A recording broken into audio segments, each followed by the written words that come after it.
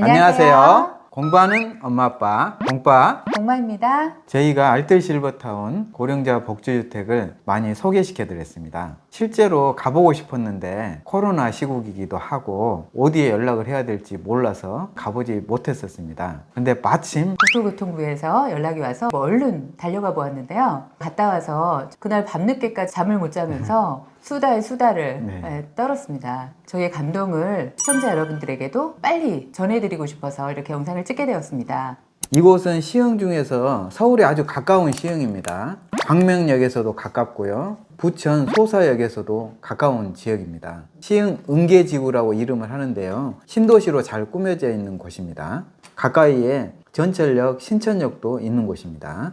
세 파트로 나누어서 이야기 드릴 건데요. 첫 번째는 고령자 복지주택의 입지와 시설에 관한 부분입니다. 공빠님, 저희가 가보고 정말 놀라지 않았나요? 네, 너무 시설도 좋고 위치도 아주 좋았습니다. 이곳은 신도시 안에 있는데 이 신도시마다 나라에서 공공임대주택을 짓습니다. 그 중에 은계 LH 7단지 아파트가 여러 동으로 형성된 임대주택인데 그 중에서 한 동을 고령자 복지주택으로 제공을 했고요. 그게 바로 702동이고요. 네. 복지관과 딱 이렇게 붙어 있어요. 네네. 붙어 있으면서 190세대 정도 어르신들이 계시고 복지관은 이곳은 정말 좋습니다. 5층 규모로 없는 것이 없이 잘 갖춰져 있고요. 웬만한 실버타운보다 더 시설이 좋았죠. 이곳에는 뭐 기본적으로 어르신들을 위한 식당도 갖추고 있고요. 피트니스 클럽도 있고 포켓볼장, 당구장. 옥상에는 야외 정원에 또 운동할 수 있는 기기들이 있어서 저희도 막 운동하고 그랬거든요. 또 뷰도 뻥 뚫려서 너무 그렇죠. 좋고. 그리고 카페 말씀하셨죠?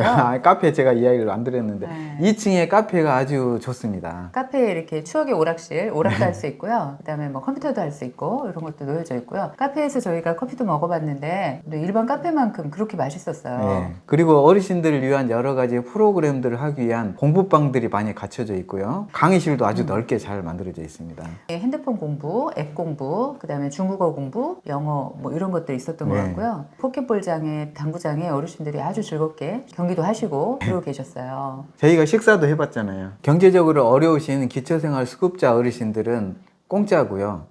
일반 어르신들은 한 끼에 3,000원인데 3,000원 주고 저는 날마다 가서 사 먹을 것 같습니다. 이곳은 월요일부터 금요일까지 5일간 점심만 제공이 됩니다. 그게 좀 안타까웠는데 여러 가지 사정상 어쩔 수가 없는 것 같고요. 이곳뿐만 아니라 거의 대부분 노인복지관이 제가 알아보니까 그냥 월요일부터 금요일까지 주중 점심만 제공이 되는 것으로 네. 파악을 했습니다. 어르신들 실제 집안에 가보니까 아침하고 저녁은 본인이 만들어서 드시고 점심은 당연히 복지관에서 드시는 걸로 딱 계획이 되어 있으시더라고요. 그리고 저희가 인상적이었던 것이 식당에 직원들이 엄청 많더라고요. 제가 뭘 느꼈냐면요. 일본에 토요코인 호텔을 많이 네네, 이용하잖아요. 그렇죠. 그 호텔 같은 분위기. 아주 깔끔하고 직원은 3명 정도 된다고 하시는데 실제로 어르신 일자리나 자원봉사 하시는 예, 분들. 자원봉사 하시는 분들이라서 너무 열심히 하시고 표정도 밝으시고 뭐 행주를 이렇게 딱 들고서 어떤 한 분이 드시고 가면 얼른 가서 닦으시고 또 들어오시는 어르신마다 이렇게 어서 오세요 또 맛있게 드셨어요 막 이러면서 인사해 주시고 맞아 주시고 분위기가 너무 좋았습니다. 저희가 식사하고 나오니까 복지관 직원들이 우르르 오시는 것 같더라고요. 이제 그분들 식사 시간인 것 같아요. 네. 식당도 참 감동이었고요. 또 휠체어 타고 오는 어르신이 있으면 직접 갖다 드리기도 하고 수거하에 가시기도 하고요. 참 분위기 좋게 감동적으로 느꼈습니다. 두 번째는 그 입주민 어르신들을 만나고 온 감동이었습니다. 네. 첫 번째 어르신은 할머니셨는데요. 집안에 화초를 아주 많이 잘 갖고 놓으셨어요. 그리고 저희한테 스스럼 없이 이야기를 해주셨는데 본인이 기초연금하고 주거급여 50만 원 딱 받으신다 하시더라고요. 근데 50만 원 가지고 종교활동하는데 기부도 하시고 아드님이 또 안타깝게도 몸이 안 좋아서 지방에서 요양하고 계신다고 했어요. 근데 거기 또 생활비도 이렇게 보태주시고 네. 그래서 저희가 참 50만 원 가지고도 이렇게 나누고 사시는 이런 분을 보면서 많은 생각을 하게 되었습니다. 돈이 없다고 해서 행복하지 않은 게 아니다. 돈이 없어도 지혜롭고 행복하게 사시는 어르신들이 많이 계시다. 네, 이런 걸 알고 교훈을 얻었고 그래서 이야기 많이 나눴습니다. 고령자 복지주택의 경우에는 보증금 한 2천에 월임대로 한 5만 원 전후다. 근데 어떤 분들은 보증금을 낮추면 월세가 좀 올라가고 그러거든요. 그렇죠. 그래서 금액을 한 곳이라 하더라도 얼마다 이렇게 딱 찝을 수가 없어요. 어르신들마다 조건을 다 다르게 하시기 때문에. 네. 이 어르신의 경우에는 저희가 듣기로는 한 10만 원 이내로 네. 사시는 것 같았고요. 기억에 남는 건 이 어르신이 본인이 먹는 데는 5만 원도 안 쓴다고 하시더라고요. 그런데 어르신이 정말 이렇게 어려우신 모습이 하나도 네. 안 보여요. 그게 마음에서 행복하셔서 그럴 것 네. 같아요. 또 본인 스스로도 내가 어렵게 산다고 느끼고 계시질 않았어요. 거기서도 또 봉사하면서 사시더라고요. 네, 정말. 층별 매니저라고 해서 그 층에 있는 다른 어르신들을 또 돌보시더라고요. 이렇게 안부도 이제 묻고. 그런 에피소드도 이제 실제 영상에서 나오는데 인터뷰 영상 아마 재밌게 보실 수 있을 겁니다. 그리고 두 번째 어르신 87세셨는데요. 전자기기를 저보다 더 잘 다루시면서 평소에 핸드폰 공부, 앱 공부를 많이 하셔가지고 아주 능수능란하게 재미나게 생활 속에다 그걸 이용하면서 살고 계셨고요. 그런 모습들이 영상에 담겨 있고요. 증문즉서를 막 해주셨어요. 그래서 제가 이런 이유 때문에 못 온다. 고령자복지주택에 어떻게 가냐. 막 이런 어려움들이 있는데 대답을 좀 해주세요. 그랬더니 그냥 바로 찌르면 나오잖아요. 바로. 시원시원하게 대답을 해주시는데 와, 와서 보고 그런 소리 하라고 그래. 내가 그러시고. 복독방을 해줄 테니까 다 오라고 그래. 막 이러시면서 오시면 다 보여주시겠다고 하셨어요. 세 번째 어르신은 할아버지셨는데요. 연세가 80세. 84세. 이분은 학교 선생님을 하시다가 퇴직하고 사업을 하시다가 안타깝게도 그게 잘 안 돼가지고 경제적으로 어려워지셨는데 그래도 이분은 공부를 하셨고 또 잘 알아보셔가지고 이곳이 생길 때 운이 좋게 이곳에 들어오셨다고 하시더라고요. 그러면서 사업을 하고 좀 아무래도 가정이 어려워지셔서 사정이 있으셨겠지만 집에 가면 대접을 못 받는다고 그래서 80대지만 주말 부부하면서 자유롭게 사시는 모습이었어요. 이 어르신은 고령자 복지주택에 사시고 그 할머니는 또 다른 곳에서 인근에 500m 네.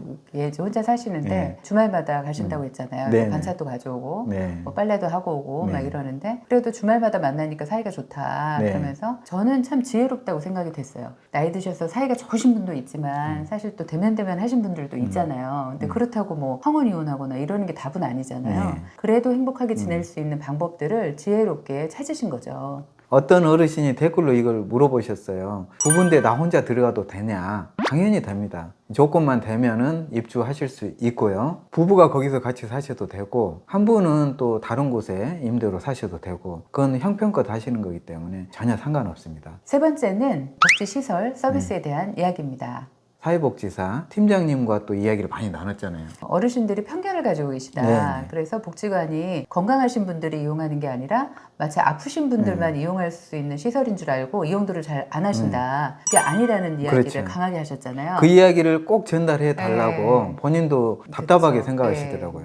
이곳은 건강하신 어르신들 이제 만 60세 이상이면 누구나 이용 가능합니다. 이곳에 시설도 있고요. 프로그램도 있고 이걸 활용하시면 노후에 건강하고 재미나게 생활하실 수 있는 곳입니다. 카페에 계시는 바리스타 분하고 잠깐 인터뷰를 했는데 그분이 71세셨어요. 친구분하고 둘이 이제 공부를 해서 어디에서 살까 뭐 이렇게 공부를 좀 하신 것 같아요. 근데 능곡으로 갈까 뭐 일로 올까 하다가 여기 시흥 쪽으로 오셨다고 하셨는데 안 왔으면 큰일 날 뻔했다. 너무너무 행복하시다고 지내시는 게 그런 말씀을 들었습니다. 그리고 또 입주자 그 어르신도 여기 있는 어르신들이 다 입이 이렇게 걸려가지고 웃으면서 그렇게 살고 있다. 여기 와서 자기는 부자 됐다 오히려 이런 말씀을 하신다는 게 참 인상적이었어요. 그러니까 정부에서 이런 사회복지관과 그 주거를 합쳐서 복지 서비스를 받으면서 어르신들이 생활할 수 있도록 그렇게 만든 거거든요. 그래서 어르신들 말씀이 자녀보다 더 낫다 이거예요. 여기 사회복지관에 있는 복지사들이 자주 방문해서 여러 가지 프로그램도 진행을 해주고 안부도 물어주고 가끔 오는 자식들이나 전화나 하는 자식들보다 사회복지사 선생님들이 너무 고맙다고 칭찬을 많이 하시더라고요. 후원금을 받거나 또는 뭐 후원 물품들이 들어오면 즉각적으로 그 고령자 복지주택 계신 분들에게 서비스가 가는 것 같아요. 그런 부분도 굉장히 만족하고 계셨습니다.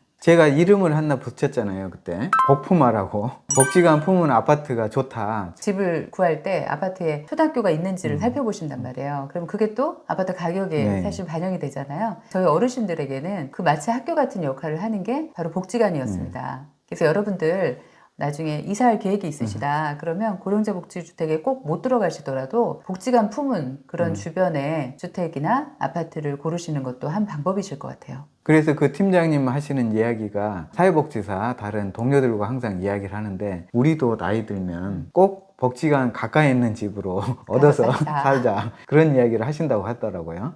이 알뜰실버타운 고령자 복지주택이 정말 좋아서 공빠가 열심히 알려드리고 있는데요. 어디에 연락을 해야 되냐 이런 말씀들을 많이 하시는데 사실은 어디 연락할 데가 꼭 집어 없습니다. 마이홈 사이트 그리고 LH 청약센터를 유심히 관찰하고 계셔야 되고요. 그때 나올 때 신청할 수 있거든요. 그렇지만 무작정 또 기다릴 수 없잖아요. 과거에 선정된 지역들이 어느 곳인가 이것을 꼭 알고 계셔야 됩니다. 보통은 선정되고 나서 1년 후나 2년 후에 모집을 합니다. 그냥 모집을 할 수 있는 게 아니라 착공에 들어가서 어느 정도 진척돼야 모집을 할 수 있거든요. 그래서 늦어지는 곳들은 뭐 2년, 3년 이상 늦어지는 곳들도 있고 빠른 곳들은 선정되고 나서 한 1년 반 정도 후부터는 모집하는 곳들도 있습니다. 어르신들도 공부를 하시고 또 어르신들의 자녀들도 그렇습니다. 공부를 좀 하셨으면 좋겠습니다. 어르신들은 이런 정보를 습득하는데 아무래도 부족하시기가 쉽거든요. 시간 나는 대로 마이홈에 들어가셔서 고령자 복지주택을 찾아보시기 바랍니다. 네, 오늘도 열심히 공부해 주셔서 감사드립니다. 열심히 공부해서 행복한 노후를 맞았으면 좋겠습니다. 감사합니다. 감사합니다.